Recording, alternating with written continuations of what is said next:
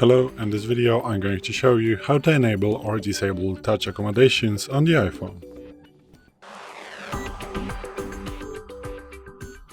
So today in front of me is the iPhone 12 with the iOS 17.4, but it really doesn't matter which iPhone you have or which version of the iOS you have, it is all going to work the same on every iPhone. So what you want to do is to go to the settings, then you want to swipe down a little bit to go to the accessibility. Tap on that, then tap on the touch, go into, and then you're going to find touch accommodations, and this is about if you have trouble using the touch screen, adjust the following settings to change how the screen will respond to the touches. So click on this one.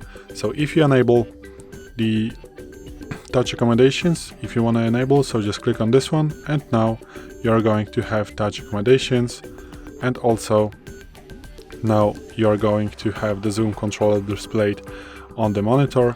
So now if you double tap on this one, you're going to enable the zoom.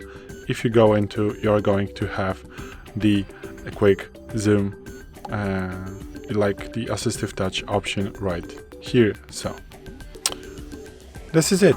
Thanks for watching. I hope this video helped you. If it did, please leave a like and consider to subscribe to our channel. Bye.